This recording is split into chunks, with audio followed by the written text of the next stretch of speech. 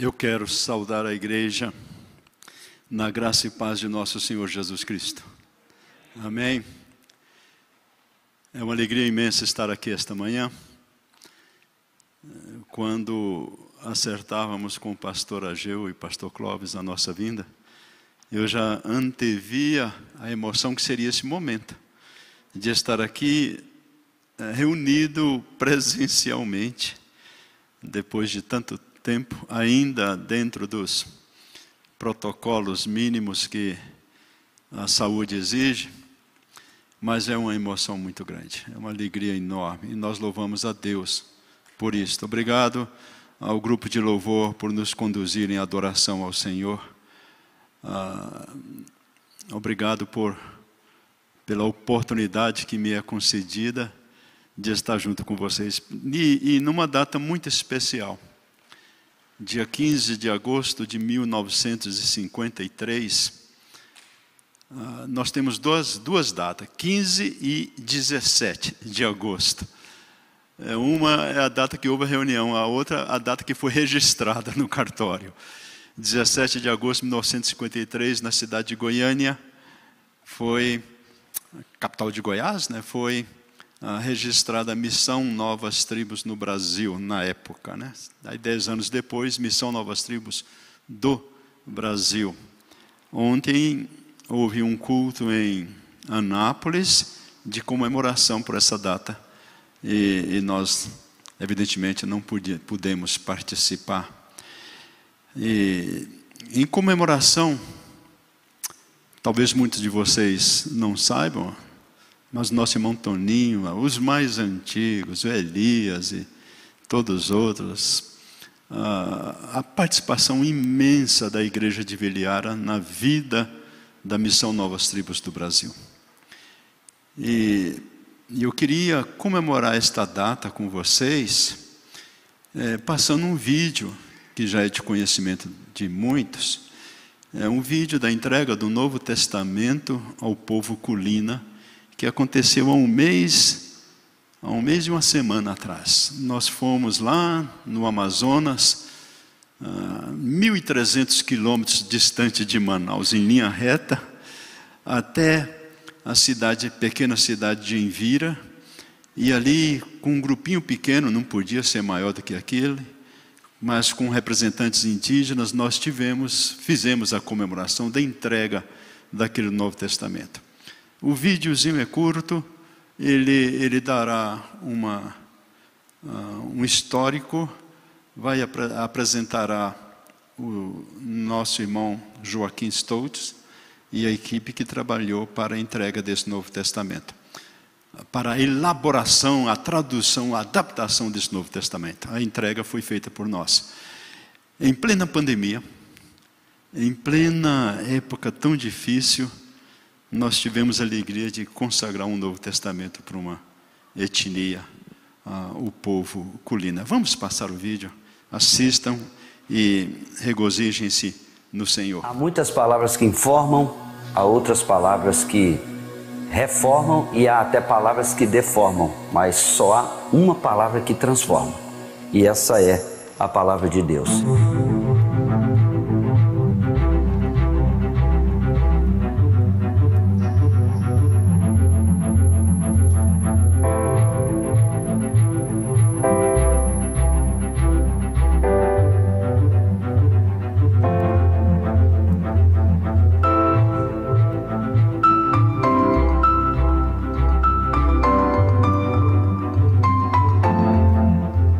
Para nós, Missão Novas Tribos do Brasil, é um privilégio, assim, sem palavras, poder dedicar o Novo Testamento na língua de um povo. Pude conhecer os pioneiros como o pastor Duane Howe, a própria família Howe, o Sr. Joaquim Stolten e vários outros missionários. Eu trabalhei com Joaquim Stolten antes, que ele estava na tribo e começou a tradução dos trechos bíblicos. Muito importante ter a palavra de Deus na sua própria língua. E depois de 20 anos, ver a palavra de Deus chegando definitivamente para esse povo é uma alegria, um privilégio muito grande. O apé, o atezerraro, base, o atezerni.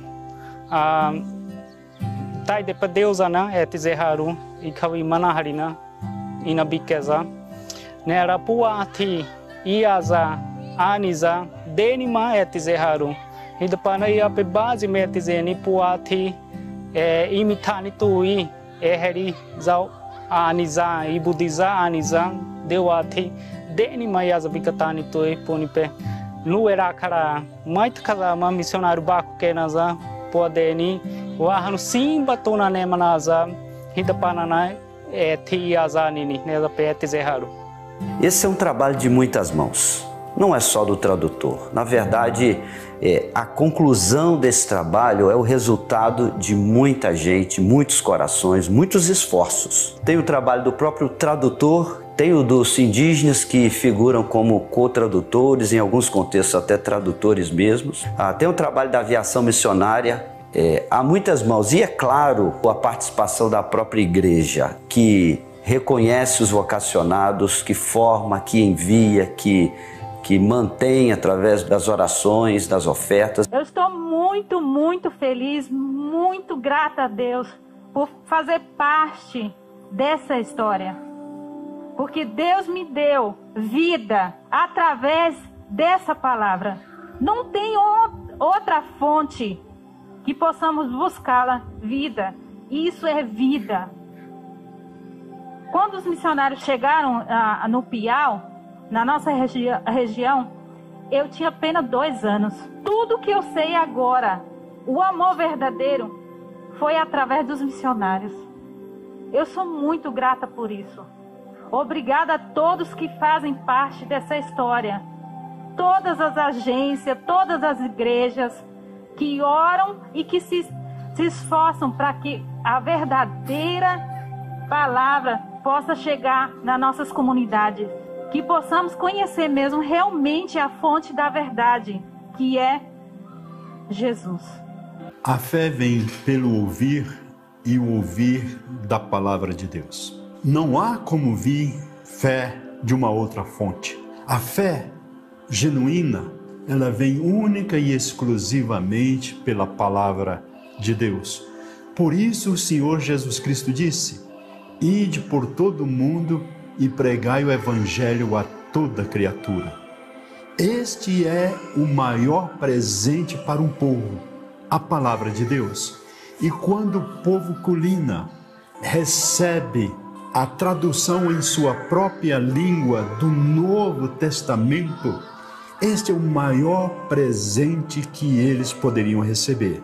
Daí a alegria, o regozijo, as palavras de contentamento, os olhos que brilham deste povo que alegres recebem a palavra de Deus. Este é o nosso alvo, fazer com que a palavra de Deus chegue aos povos e todos experimentem a alegria que o povo culina está experimentando nesse momento.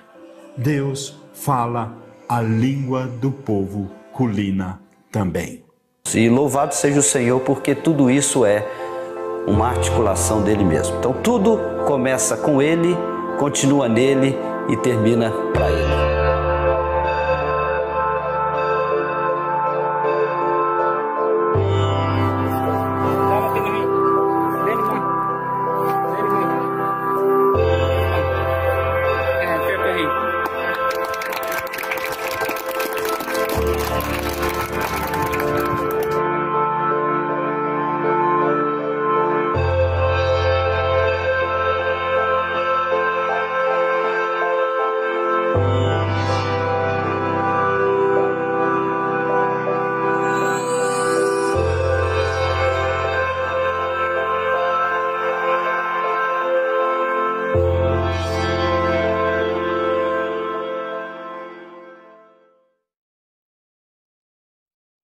O Joaquim não viu este dia, 2 anos antes desta data, ele foi encontrar com o autor e salvador da sua vida na glória. Mas o Novo Testamento chegou e valeu a pena o trabalho dele, de todos aqueles que com ele atuaram ali entre aquele povo. E há muitos outros lugares no Brasil que nós ainda queremos alcançar. Há muitos povos que faltam ainda um Novo Testamento, esta palavra que salva, que redime, que restaura. E nós trabalhamos para isto, esta igreja trabalha para isto, para que todos os povos tenham a palavra de Deus como vocês a têm, e possam nela encontrar o autor da vida. O trabalho com os Colina não é fácil. Naqueles dias que ali estávamos, a Edith, aquela que falou em português, ela é Colina, tem a fala dela em Colina também, mas preferimos colocar em português. A do irmão dela, o Bira, ele falou na língua deles.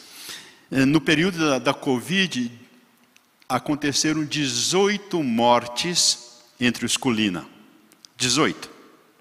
Sendo 3 por causa da Covid e 15 por causa de álcool e drogas. Mas a palavra de Deus chegou agora a eles. E fará uma grande obra de restauração no meio daquele povo. Por isto, como comemoração dos 68 anos da Missão Novas Tribos do Brasil, nós quisemos passar esse videozinho para que vocês louvem ao Senhor e andem juntos conosco. Pastor Elben, quando chamaste aqui as pessoas por causa do aniversário, quase que eu levantei a mão, porque é na sexta-feira que vem. Aí eu falei, não, vou deixar para... Mas aí, né, mas não se esqueça, sexta-feira que vem, dia 20, né? É um mês muito especial para nós. E aí eu completarei 1 ano a menos do que a Missão Novas Tribos do Brasil tem. Nesta data muito especial para nós queremos trazer uma palavra de afirmação. Palavras de afirmação são muito boas para nós.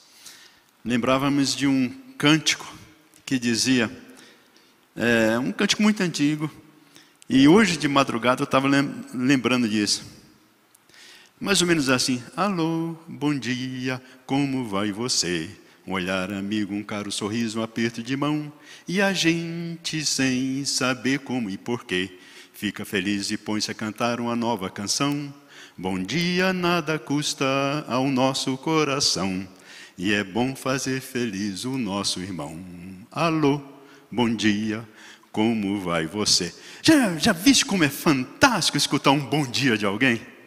Eu faço caminhada de manhã cedo, agora com frio, nem caminhando mais estou. E eu passava pelas pessoas, e elas vinham e não falavam nada. Eu falava, bom dia. Elas se assustavam e, bom dia. E começamos, então toda vez que nos encontrávamos, bom dia, bom dia. E elas me diziam bom dia, porque eu falava bom dia primeiro para elas. Inclusive vinha um jovem, eu vou caminhando, ele vem, aí eu falei, bom dia. Ele me olhou assustado, ficou olhando para trás, como se tivesse escutado alguma anomalia, alguma coisa estranha. Mas é bom falar bom dia. É bom escutar coisas novas, não é verdade? Algumas vezes o Senhor diz isto para nós, só para nos animar. Estamos tristes, abatidos, e aí algo acontece que o Senhor quer dizer, ei, eu estou aqui, eu estou presente. Nancy e eu estávamos lá no Instituto Bíblico Peniel, agora, sexta-feira, domingo passado, pregamos ali, recebendo os alunos novos, 13 alunos novos, foi uma alegria muito grande. 13, o Instituto está com 63 alunos para esse semestre, em plena pandemia, Deus está levantando, despertando pessoas, e nós louvamos a Deus por isto. E aí fomos no sábado, jantar, na casa de Daniel Templeton, querido irmão, ele e Dona Beth, ele já está ali com bastante idade, mais uma memória fantástica, igual o pastor Ageu tem, e ele falou, Edu, você se lembra daquele dia que um mendigo chegou aqui em Peniel? Eu falei, não. Ele falou, não. Aí ele começou a contar a história. Ele falou, eu estava cuidando do coral quando Adalberto Dennelsbeck, um professor, ele viu um mendigo, e o mendigo chegou ali, todo maltrapilho, havia dormido debaixo da ponte ali, encostado no Peniel, um lugar que nem espaço tem. E ele ficou ali lavando as roupas, que ele tinha roupas. A roupa dele, a única, ele lavou e passou a noite ali. E no outro dia aparece ali na casa do senhor Adalberto. E a dona Madalena faz um café com leite para ele. Tudo, ele falou assim: eu não posso comer. Tudo que eu como, eu coloco para fora. Eu vomito. Eu só posso comer um pão misturado no leite quando vira papa. É a única coisa que ainda fica. Aí por quê? É porque eu tenho uma doença que vai me matar por causa disso. Aí o seu Daniel chega, e o seu Daniel, escutando tudo isso, pergunta: mas que doença é esta? Ele falou: é uma doença que falaram que eu vou morrer por causa disto. E eu estou indo na Aparecida do Norte, pagando promessa. Eu vim da minha casa a pé, do Nordeste. Mais de 2.000 quilômetros andando a pé. Aí seu Daniel fala: mas você está muito longe, você errou o caminho. O caminho para Aparecida não é por aqui, você vai ter que dar uma volta grande. E você passou aqui. Mas como é que é essa doença? Um feiticeiro disse que eu vou morrer dela. Aí seu Daniel tinha um compromisso, e naquela hora o coral, aí ele me viu, me chamou: Edu, vem cá. Prega o evangelho para ele. E eu preguei o evangelho. Quando o seu Daniel volta, eu falei para ele: cumprimente o nosso novo irmão em Cristo. E foi aquela festa. Ele havia se convertido ali. E aí a dona Madalena deu a comida para ele.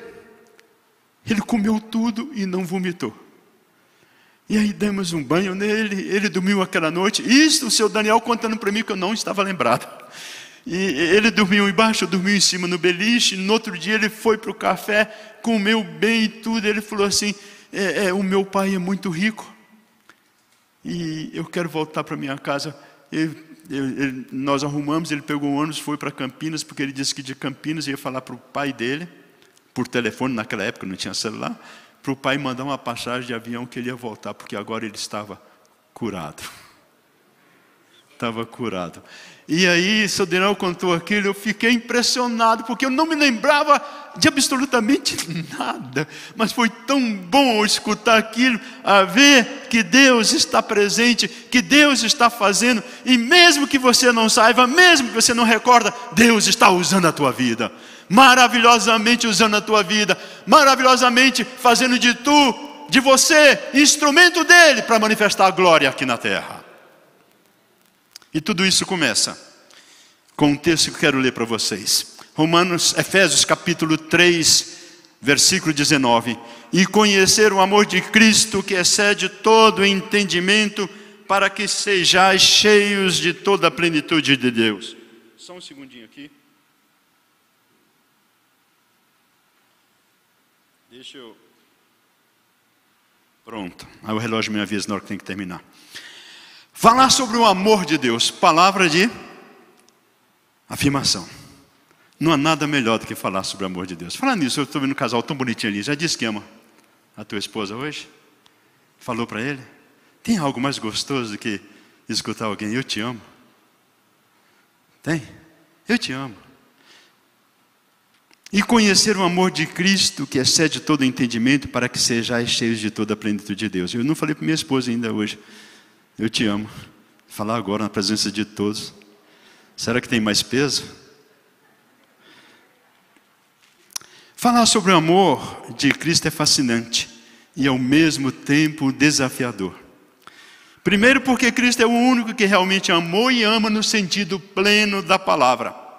Segundo, porque o amor de Cristo excede todo o entendimento. A palavra excede, no grego, no original, é hipérbole. Mas a maioria de nós conhecemos essa figura de linguagem. Hipérbole, numa explicação simples, é uma figura classificada como figura de pensamento, que consiste em exagerar uma ideia com finalidade expressiva. É um exagero intencional na expressão. Sim, o amor de Cristo ultrapassa, excede em muito a compreensão humana.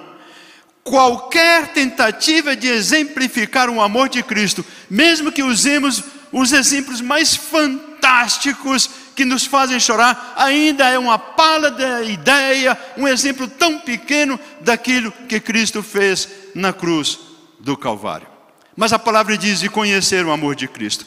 Para conhecer o amor de Cristo, nós precisamos conhecer a Deus, porque Deus é amor. E esse conhecimento só é possível por causa da sua palavra. Mesmo que pessoas nos expliquem, é só na palavra que nós encontraremos a revelação exata de nosso Deus. E foi o amor de Deus, o único amor, que nos entregou a sua palavra. É prova do amor divino.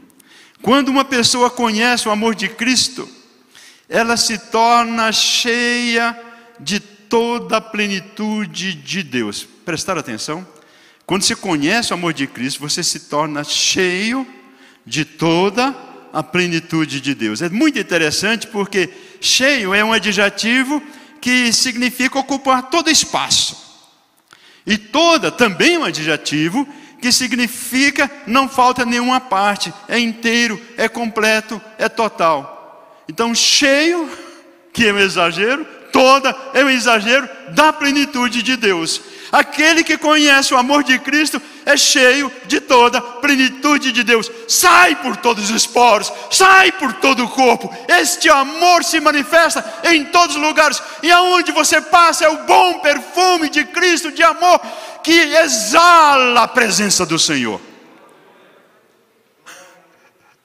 Ai, como é bom conhecer o amor de Cristo e nos aprofundar dele. É como aquele que mergulha na imensidão do mar com uma pequena gotícula.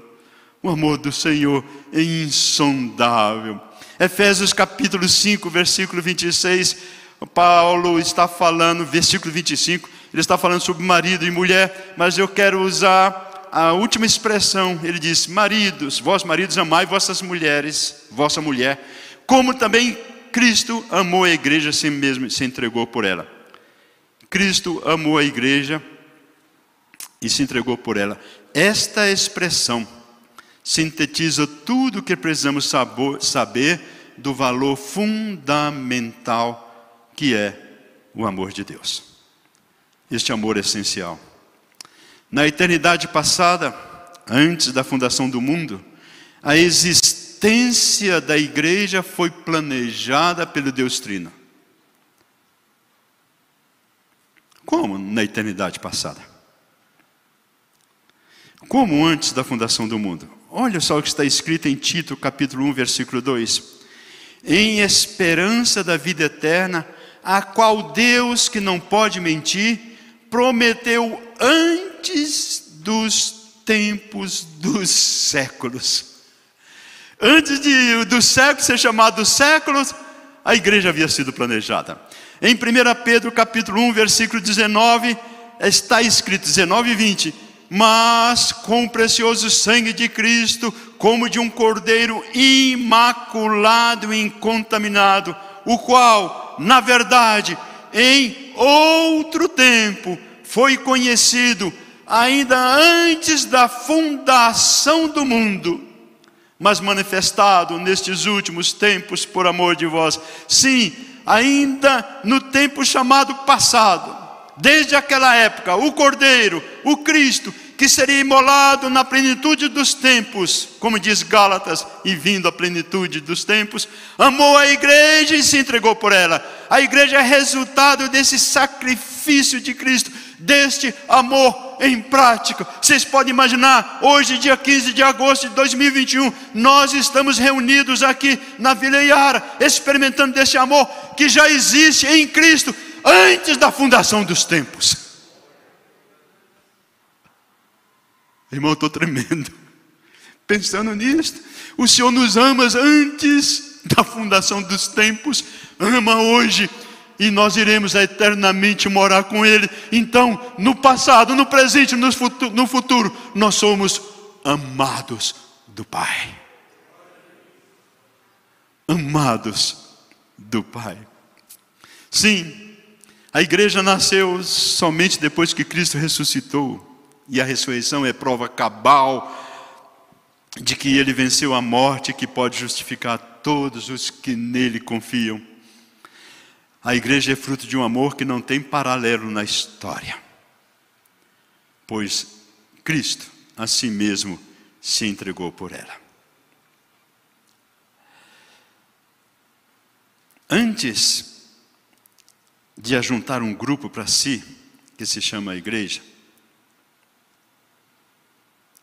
aconteceu a maior de todas as transações da história. Cristo, com a sua morte, paga o preço do nosso resgate perante a justiça divina, pois todos nós ainda éramos pecadores. Romanos, capítulo, deixa eu achar o versículo aqui, 5, versículo 8. Mas Deus prova o seu amor para conosco, em que Cristo morreu por nós, sendo nós ainda pecadores. Esta é a prova do amor de Deus para conosco. Cristo morreu por nós, sendo nós ainda pecadores.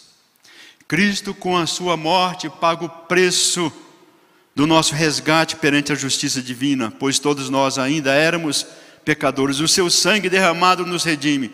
Posicionalmente resgatados e redimidos, ouvimos esta mensagem, esta palavra que nos é pregada, e os nossos olhos da fé são abertos, nós cremos, nós invocamos e nós somos salvos eternamente.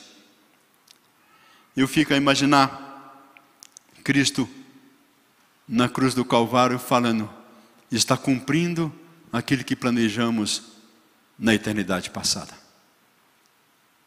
Por isso que Hebreus diz, e por causa da alegria que lhe estava proposta, ele suportou a cruz, não fazendo caso da ignomínia.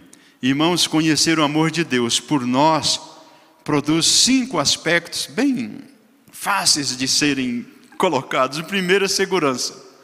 Não tem segurança maior do que essa, saber que o Senhor nos ama, que somos guardados, tal qual o filho corre para perto do pai quando o perigo se aproxima. O filho vê o perigo, corre para perto do pai, junta nas perninhas dele, segura ali e fica. Ah, que segurança! Segundo, irmãos, é a paz.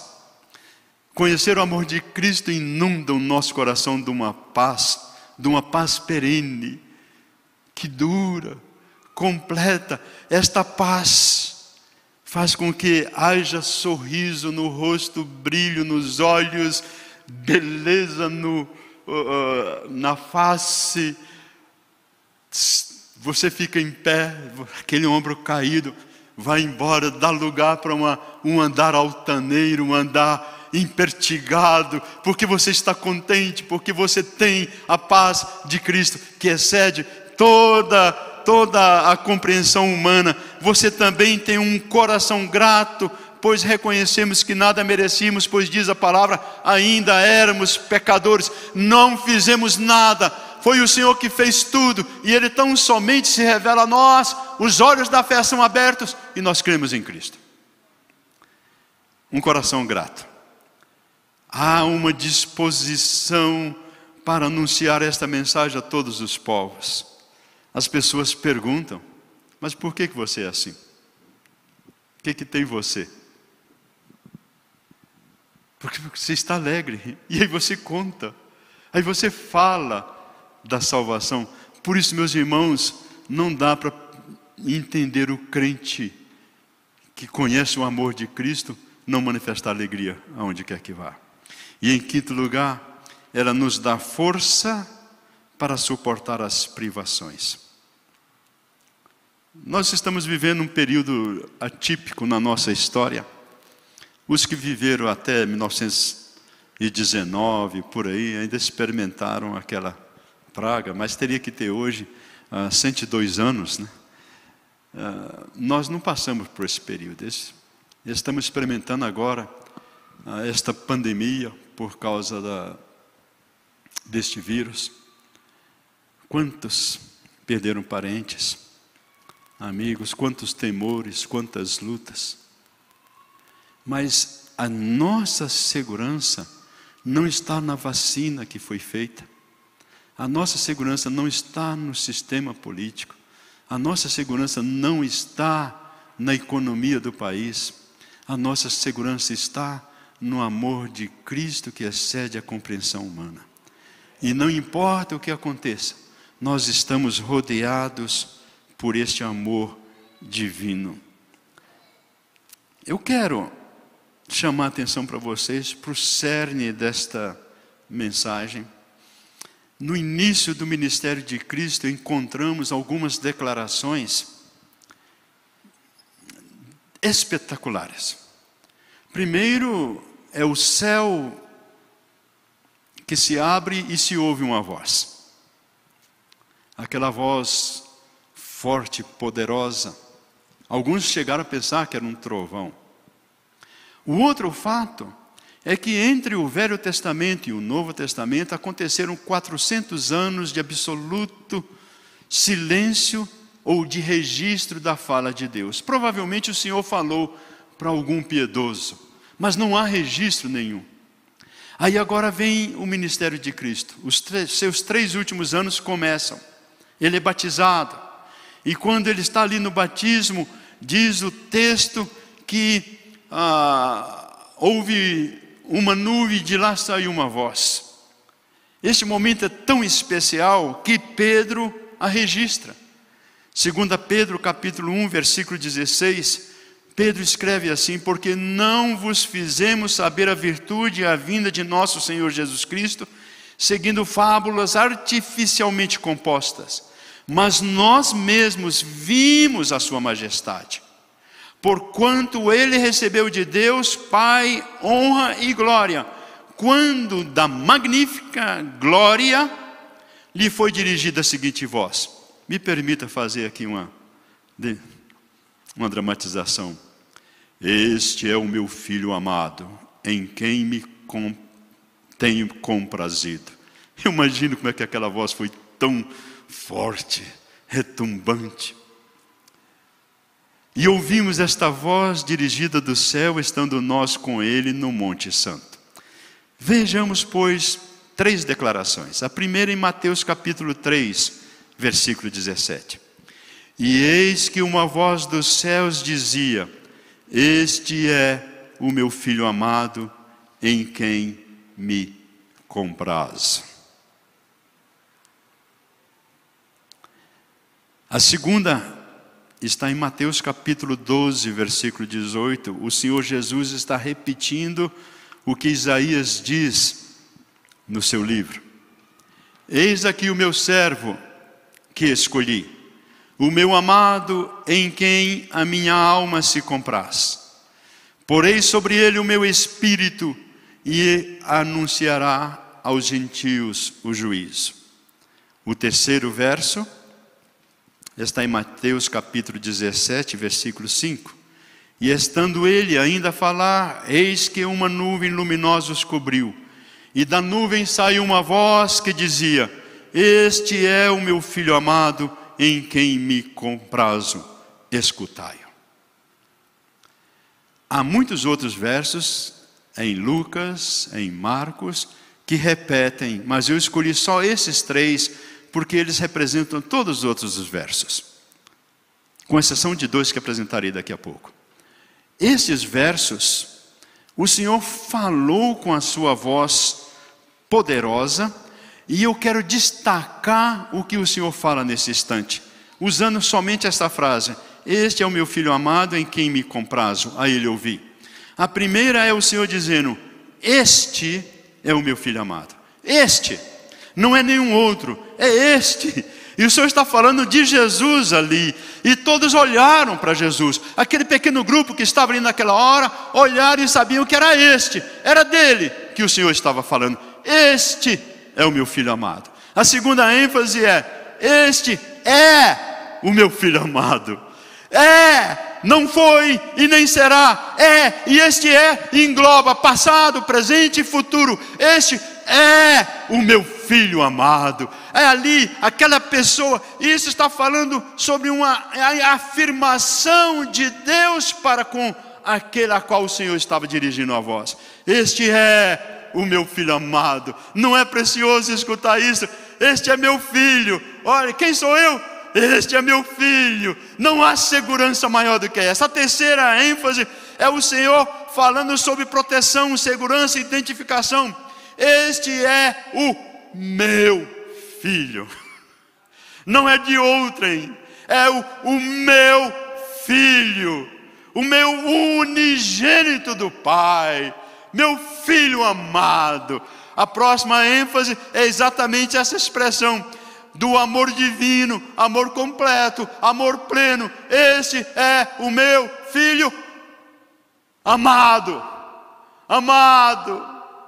É o meu filho querido, é o meu filho. E diz a próxima frase: em quem me comprazo. Não só é amado, mas quando eu estou com Ele, eu tenho alegria. Aonde Ele está, eu tenho alegria, eu tenho prazer. Aquele hino que nós cantamos é o meu amado.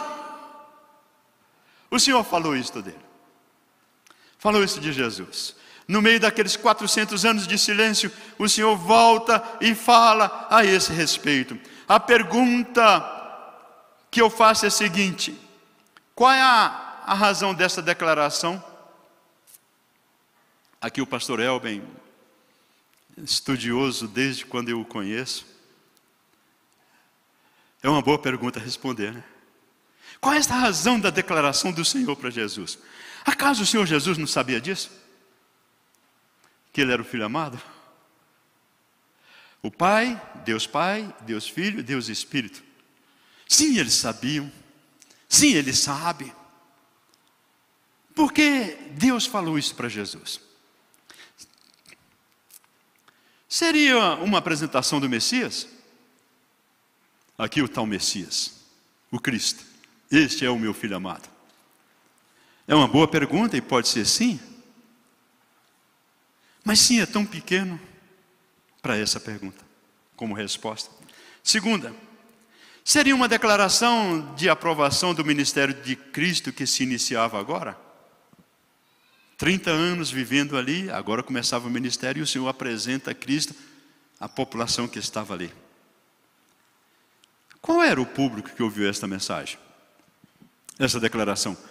Pedro era um deles, porque Pedro fala que ouviu estando lá e ficou tão impressionado que ele escreveu como nós acabamos de ler. Mas o grupo era pequenininho. Então por que será que foi feita esta revelação? Agora eu quero ler 2 outros versos para vocês. Prestem atenção. Lucas capítulo 3, versículo 22.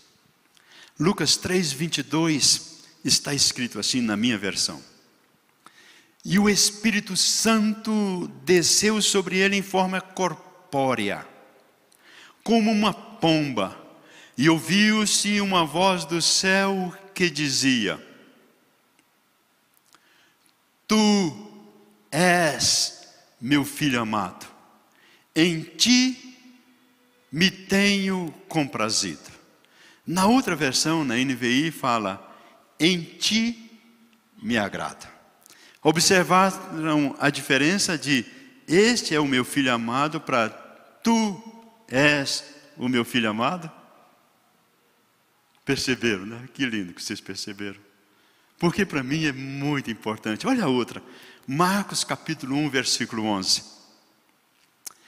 E ouviu-se uma voz dos céus que dizia: Tu és o meu filho amado, em quem me comprazo. Há uma pequena diferença só no final com relação a Lucas. Em Lucas diz: em ti me agrado. Em Marcos diz: de ti me agrado. Em ti está na pessoa, de ti está as ações, o que ele faz. Estas afirmações não deixam dúvidas. Elas têm um destino certo, um alvo declarado. Tu, está falando de Cristo, o Deus dos céus, que não há separação, é o Pai, o Filho e o Espírito, o Deus triuno, o trino Deus, uma só pessoa, dividido em 3 funções: Pai, Filho e Espírito Santo. Deus Pai, Deus Filho, Deus Espírito. Mas o Senhor fala: Tu és. Ele em si não precisava destas palavras, mas o Senhor fala: Tu és o meu filho amado. Esta palavra de afirmação tem um poder que, por causa daquilo que ele haveria de experimentar por nós. Vamos voltar um pouco. Os seus irmãos não criam nele. A sua família o abandonou. A sua cidade queria apedrejá-lo. Os seus sacerdotes queriam matá-lo.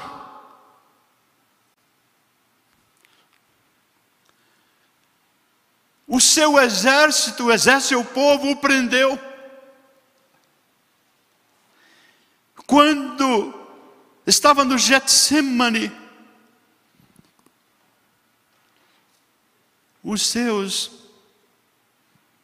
fugiram dele, os seus discípulos. E ele ali, com grossas suor, como grossas gotas de sangue, ele falava: Pai, se for possível, passa de mim este cálice, mas não faça a minha vontade, sim a tua. E prefigurava, antevia o que ele experimentaria daqui a poucos instantes, na cruz do Calvário. Deita numa cruz, e ali ele é pregado nas mãos e os pés. Aquela cruz é colocada em pé, e o seu corpo, pelo peso do corpo, cambaleia para frente. O seu pulmão sofre a pressão do sangue, as suas forças se esvaem, e depois de algum tempo ele brada aos céus: Deus meu, por que me abandonaste? Tudo que poderia acontecer com ele, com alguém, aconteceu.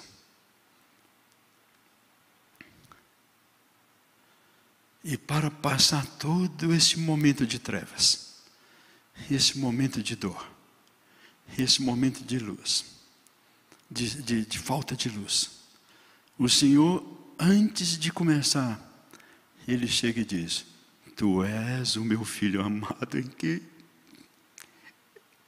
eu tenho todo prazer. Não se esqueça disto, mesmo que tu és o Cristo de Deus. Acrescentei, irmãos, por causa da minha mente pequena, eu preciso disto. Mesmo que você seja o Deus Filho, eu te amo. Eu te amo, e em ti tenho todo prazer. Se o Cristo, o que disse Lázaro, sai para fora, o que andou por sobre as águas, o que tinha todo poder e milagre, precisou escutar: Tu és o meu filho amado, eu te amo. E eu quero dizer para você, estas mesmas palavras o Senhor disse para ti, diz para cada um de nós nesta manhã, colocando a ênfase, dizendo: Tu és o meu filho amado. Tu és meu filho amado, porque o sangue do Cordeiro te fez idôneo, porque o sangue do Cordeiro te purificou, te limpou, porque o teu nome está escrito no meu livro, porque o meu Espírito habita em ti. Tu és o meu filho amado, e não importa o que venha, tu és o meu filho amado. Conheça o amor de Deus. Entrega-te para o amor de Deus, navega no amor de Deus. E aqui tem algo muito interessante. As pessoas dizem: se tu me amas, prova. Deus prova o amor dele para conosco, tendo Cristo morrido por nós, sendo nós ainda pecadores. Algumas pessoas falam assim: se o Pai me ama, por que ele permite eu passar por isso? Acabamos de ver o exemplo de Cristo. Se Cristo, o lenho, o chefe da casa, fez isso, o que dirá com os servos? O lenho verde, com ele aconteceu, o que dirá com o seco? Com o Senhor, o que dirá conosco? Mas uma coisa não muda. Tu és o meu filho amado. Tu és o meu filho querido. Cristo passou por tudo isto por causa de um propósito. Ele iria para a cruz. E é interessante que ele disse: Deus meu, por que me desamparaste? Ele não disse Pai, ele disse Deus. Porque naquela hora era o julgador do mundo. Era o que clamava por justiça. Mas na hora da sua morte, antes dele dar o último suspiro, ele falou: Pai, nas tuas mãos entrego o meu espírito, aquele que o amava. Nas tuas mãos entrego o meu espírito. Não importa o que aconteça com você, isto é pequenininho diante do que Cristo sofreu. Mas eu sei que toda dor é única. Toda luta é única. Jamais eu poderei dizer o tamanho da tua dor. Mas uma coisa eu posso dizer: não importa qual seja o tamanho dela, tu és amado do Pai. O Senhor continua te amando. E Ele fala: tu és meu filho. E da mesma maneira como o Pai recebeu o Filho na glória, o Pai nos receberá. O Pai nos receberá e nós andaremos em triunfo com aquele que nos amou na eternidade passada, na eternidade presente e na eternidade futura. Levante a tua cabeça, meu querido irmão, e louve ao Senhor. Chore se quiser chorar, mas no meio das tuas lágrimas, repita: Deus me ama. Se não consiga falar, pense: Deus me ama. Se não consegue pensar, sinta: Deus me ama. Se nada disso funcionar, creia: Deus te ama. Em todo tempo, você é fruto do amor de Deus. Amém. Pastor Elben, por favor.